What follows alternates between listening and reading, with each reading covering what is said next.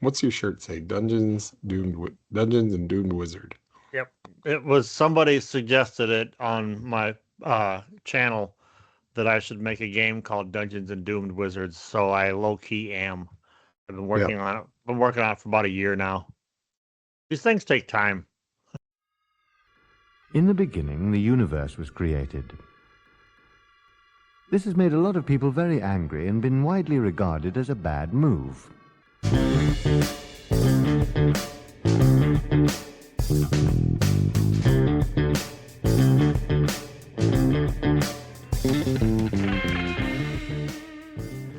With everything going on these days, I was thinking we need to remind everybody all is not lost and anything is possible to him who would try.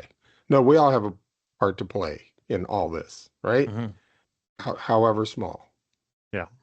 And with that in mind, that's Paul Schultz. I'm Steve Benson. This is the Don't Panic Radio Show, and sit back, relax, and ignore the news because nothing you're about to hear is true. I did that sort of like if I was on NPR. It's like, yeah, I caught the Chesterfield. tone. Yes, I was feeling my oats there. That's right. Feeling my oats is one of those sayings. It's kind of like, yeah. Do we have to? Is there another phrase you could use? Speaking of oats, we have a documentary series on Hall & Oates coming up. I see what you did there. That was humorous. I'll tell you what, though.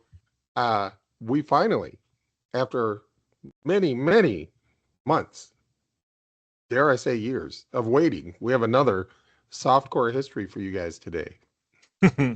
Because you demanded it so many years ago. Yeah. I'm dancing just in case there's music.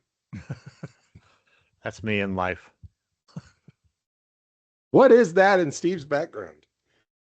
You'll find out. In today's episode of the Don't Panic Radio Show, we've got software history. But before we get started, keep in mind, we here at FBH sometimes dramatize things as we imagine how historical figures might have experienced things. So not everything you're about to hear is true, but it's mostly true-ish. Based on a true story, maybe? Based on actual events. Based on actual events, that's what they say. Yes. Yeah. Also, in case you see me looking to the side and stuff, I have here in my never nicotine-stained fingers a script of sorts. So you'll see me looking down. It might sound like I'm reading at times, but let's keep me on track. Before we get started, though, I need to pull up my slideshow because this is an interactive, well, it's not interactive, but it's multimedia. While he's doing that, if you like our content, you like our show, by the way, I hate the word content. If you like our videos, let us know down below. And while you're down there, do all the YouTube things, like, comment, subscribe, hit that bell notification so you don't miss a single video. That's beautiful. Beautifully said. Yeah, I got.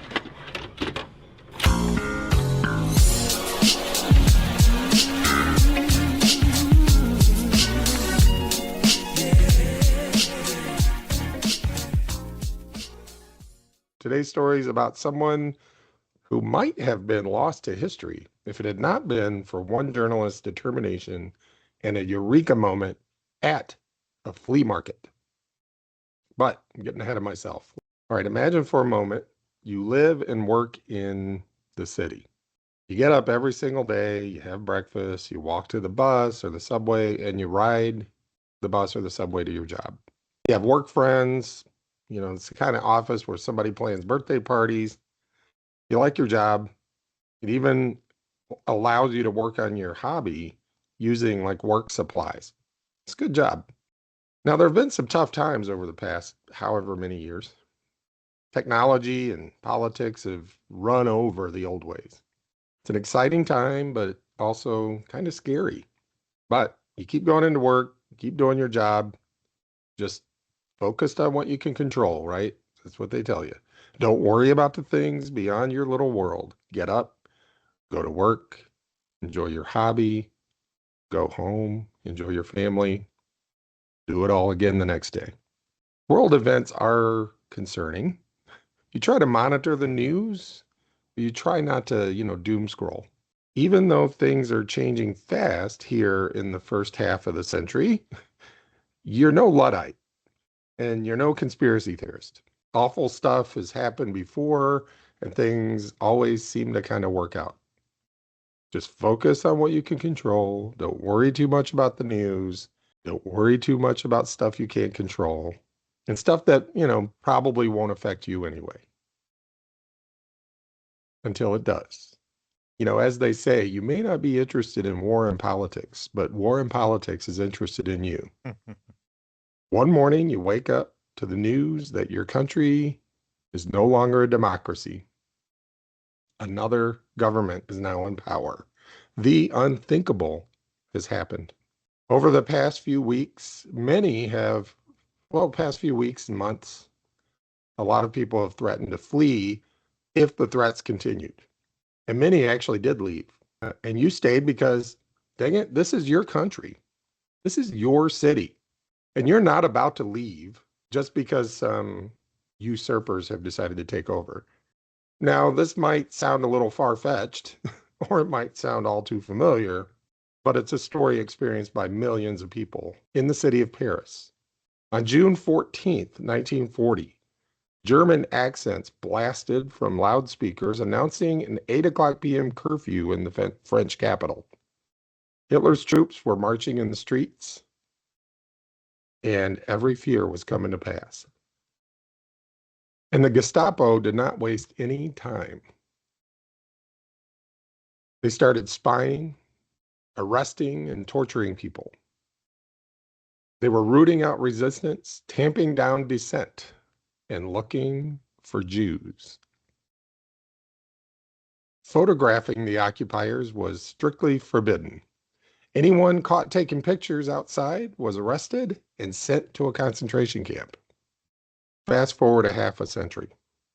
I'm going to butcher the French names, but I'll do my best to pronounce the French names correctly. Stephanie Collot loved to collect old photos. By 2020, she had assembled quite a collection.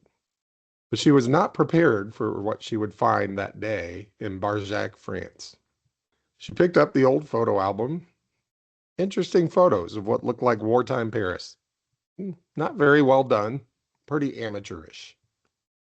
And I mean, it's wartime Paris. But the more she looked at the photos, and remember, she loved collecting these old photos, so she kind of knew what she was looking at. And the subjects of the photos really caught her eye. She took one out from its sleeve, and there were some Germans standing by a river. She flipped it over, and what she saw in the back was like a sarcastic, threatening comment that was handwritten by someone. It said, "Here are some Fritzies who are not afraid to stand near the river." Of course, it was in French, and a clear sort of backhanded threat. Like, you're right there next to the Seine River. What? Be a shame if anything happened to you. Mhm. So there were hundreds of photos in the photo album. All of them were of Paris during the Nazi occupation. So Stephanie knew she had something because she, also being an avid collector of old photos, knew that this amateurish, non-propaganda looking photo album was probably not on the up and up, so to speak. So she contacted the Le Monde newspaper. And for the next few years, Philip Bossard of Le Monde would work tirelessly to try and find out who took these pictures, who would take such a risk. One of the first sort of clues, and in fact, the first image we have of who took these photos, showed the photographer's shadow. And so our amateur hero gets his first exposure to fame in Well, as a shadow down in the lower half of this picture here. at least he understood backlighting. So he's able to tell that the photographer was using a smallish camera, probably a Kodak Brownie similar to this one. Following clues from the other images, the reporter was able to piece together a profile of the man, like where he lived, where he probably worked. Then one day, there was a big break. An archivist in the department store called Printemps called Broussard in to look at a photo that she had found in a historical book about the store. The photo exactly matched a photo that Stephanie had found in the flea market. And the book identified the photographer in the caption. Bingo. Back to 1940. On June 14th, 1940, Raoul Minot woke up to the sound of Germans announcing a curfew. The worst had happened. He and his wife, Martha, had decided not to leave when so many others had fled. This was their country, their city, and they had a job to do. So they had breakfast and headed to work. As they were leaving the apartment, Raoul did something he didn't normally do. He grabbed his brownie as he headed out the door. You see, Raoul sold handkerchiefs and Martha was a cashier at the department store. Their boss was as anti-Nazi as they were. When the boss found out Raoul was taking photos, in defiance of the occupiers, the supervisor encouraged him to use the store's darkroom and supplies. This despite there being a shortage of pretty much everything. Raoul took pictures of Germans talking to Parisians. He took pictures of Germans standing around looking lost. Is this England? He took pictures of artillery being pulled through the streets. This is one of the photos that gives you an idea of why the Germans didn't want the everyday Parisian to be taking pictures of them. Because, you could show troop movements, show equipment movement, and things like that. Yeah, it was more than just anti-propaganda they were worried about. And, pictures of work camps where French folks were being forced into labor. And, again, just walking along with everyday Parisians. And the famous one of the Fritzies walking next to the river. And on the back of all of these afraid of anything. Pictures, he would put these little sarcastic remarks, and he would call the Germans Fritzies, and he would point out how they look lost and how they're, he would just, all these little sarcastic remarks, his little act of defiance and an act of resistance. In a building that saw a lot of acts of resistance. Back to the department store. Raoul worked alongside some who were hiding resistance fighters and some who were hiding Jews from the occupiers, all the while developing his dangerous photos of the Nazis. And in this department store, there's tunnels and basement areas and utility areas where Raoul would go down there, talk to the resistance fighters, show them his photos. They found some of his photos on resistance fighters. So they were definitely using them to get at the Germans and do sabotage and do guerrilla type tactics. So Raoul wasn't just a hobby photographer taking some pictures, writing sarcastic remarks on photos. He was doing the work. Continuing to sell his handkerchiefs and continuing to develop his photos. And a lot of his coworkers were on board, but not all of them were. One of his coworkers, whose name is lost to history, where it belongs in the trash bin of history, he ratted him out to the Nazis in 1942. He wrote an anonymous letter, like the coward he is, and said, "Could you ask the Minot households if their job qualifies them to undertake photographing a fairly large number of propaganda posters?" The only reason I wish his name hadn't been lost to the trash bin of history is so that I could write it down a piece of paper, wad it up, throw it in my toilet, pull it back out, burn it, and then throw it in the trash bin of history. Yes. So the Gestapo came for Raoul. He was arrested and sent to Buchenwald concentration camp, and Martha never saw her husband again. In time, this war, like every other war, ended. But Martha and the other resistance fighters would never forget. In April 1943, Raoul was deported from France to concentration camps in Germany, and he was used as forced labor. When the Americans were closing in early 1945, he was forced onto a 2-week death march. He survived the death march and was liberated by the Americans on April 23rd, 1945. Before he could do anything to reach out to Marta, he died in a hospital in Cham, Germany, just 5 days after being freed. He was 52. For over 80 years, history would take little notice. Just another one of millions of victims killed by the Nazis. But thanks to an unlikely flea market find and to the work of Philippe Broussard of Le Mans, we now know the fate of the hero amateur photographer. And on September 11th, 2024, the French government declared Minot officially an honored war dead of the country of France. It just shows that even that throughout history, no matter who the hero is, there's always some rat ready to rat him out. Oh, I do have a little show and tell today. Okay. Oh yeah, look at that. This is the very camera used by Raoul Minot to take those photos. No, I'm kidding. This is Not a the very Brownie, camera. probably very similar to the Yeah. camera that he used. It's got all the little windy thing. I tried opening it, and then I was too afraid, like those archaeologists who find an old book. You don't want to turn the page because it'll disintegrate, right? I was You too got your afraid. little white gloves on and your Yeah, right. But as many of you may know, my wife is a professional photographer and loves to collect old cameras. So I found this on a shelf and thought, oh, this would be good show and tell. You're like, you got the white gloves and you're being all careful, and there's like tense music playing. And then your wife walks in, turns off the radio. What are you doing? Walks over, just cracks it open like this. Yeah. The other reason I wanted to show this is this how they do it? Not when they're blacking out the back like that. Oh, yeah, sorry. just like Just like this. This Yes. works. By the way, this is the department store is my background.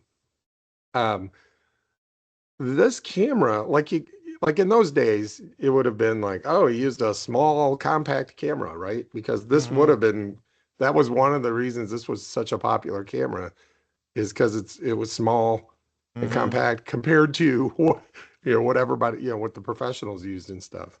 Yeah. But you could see that you could hold this kind of. Yeah. So he probably kind of had it, in his coat, kind of stuffed up in there, and he could kind of hold it. And the way you take the picture is there's a little thing on the side here, so you kind of surreptitiously. I was like, okay, I get it, but oh my God, if that dude hadn't ratted him out, how did he? Like, I want to say, how did he get away with it? He didn't, because the dude ratted him out. But he got away with it until the dude ratted him out. Yeah, the Nazis didn't catch him. Right. And I'm like, you got this thing in your coat. Like, I wouldn't be able to do it. I'd be like, there's no way. I'm not doing this. Well, he'd have like the overcoat with like the fake arm hanging down, while the other arm was tucked under, taking the pictures. And he probably practiced hand-eye, like to kind of figure out where the best angles would be and stuff before he even went outside to do that, I also wonder, he probably did. And I also wonder if it was like shoot on sight if you see somebody with a camera, or if it's more like, hey, you, what are you doing there? And it's like, oh, I'm not allowed to do this. No, man, that's not. Oh, I didn't know. Sorry. I'm thinking it's not that. Minimally, the camera was confiscated. Right. That and they developed the film to see what you've been taking pictures of, right? So, in probably some high-tech German engineered lab. This you remember, I was it was no accident, obviously. I mean, I probably was almost too obvious about how I drew parallels between what they were going through in Paris and what we're going through here. Obviously, the parallel isn't exact. Metaphors are never exact. They're not supposed to be. Right.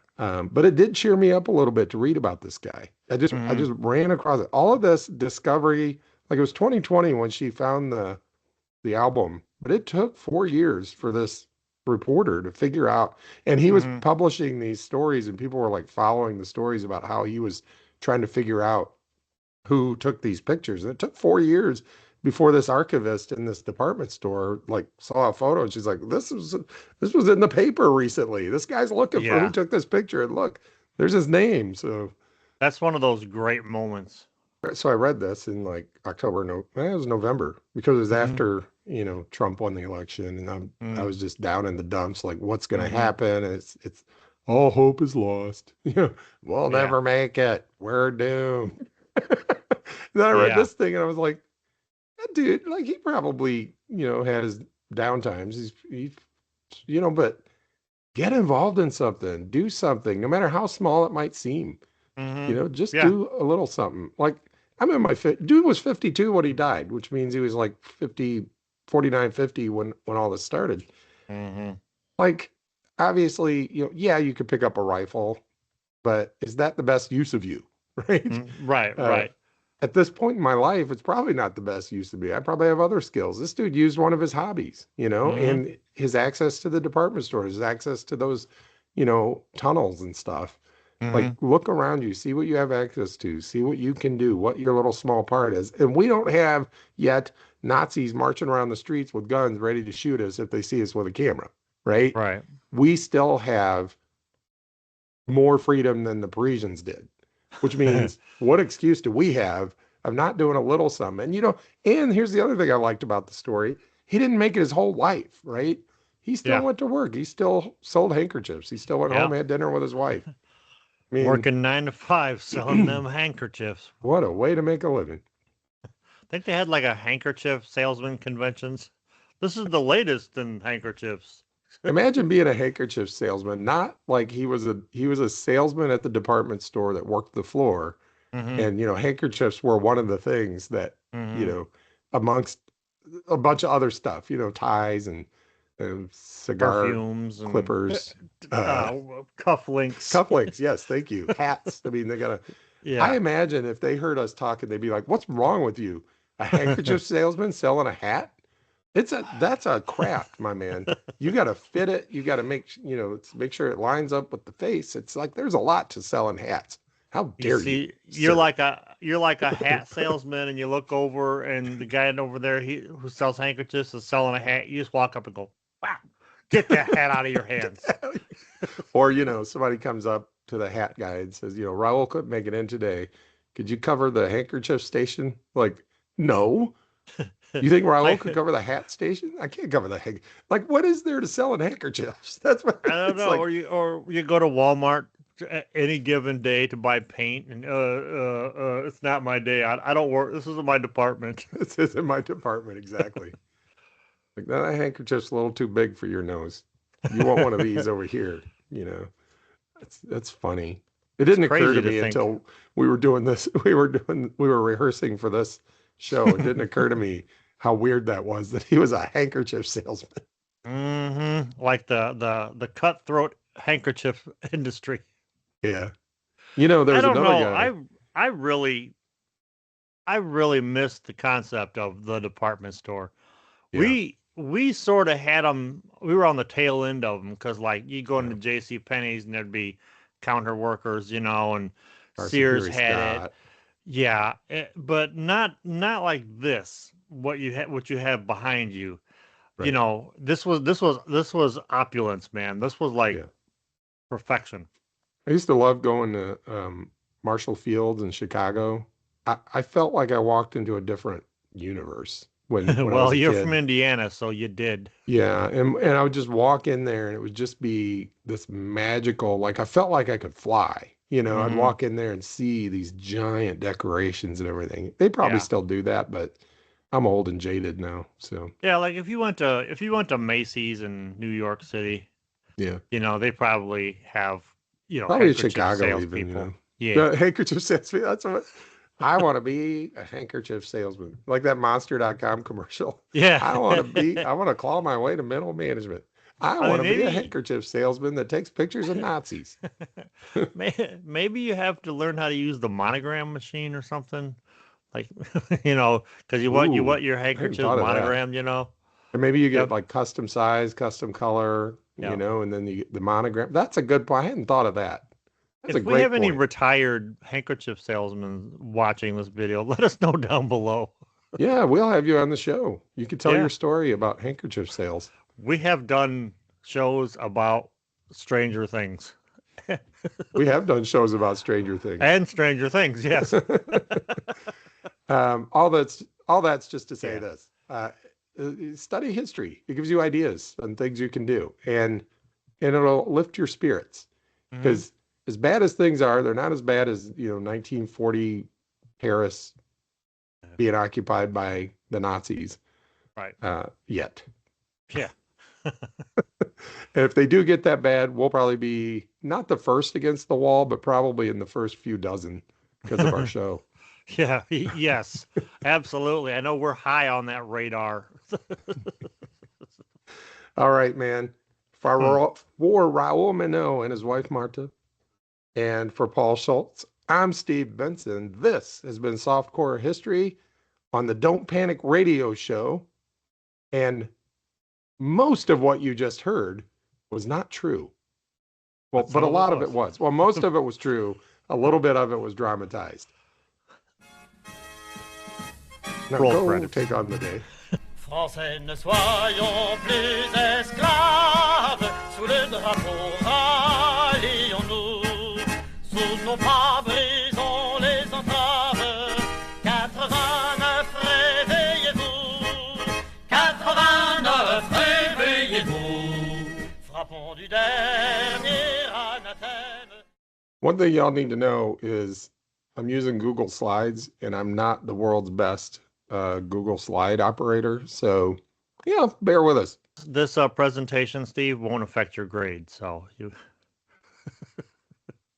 I love That's when a- teachers say that. It's like, this will not be on the test and it will not affect your grade. It's like, you might as well have just said you don't really need to do this. That is the last thing you want to tell my kids. And they learned it from their father.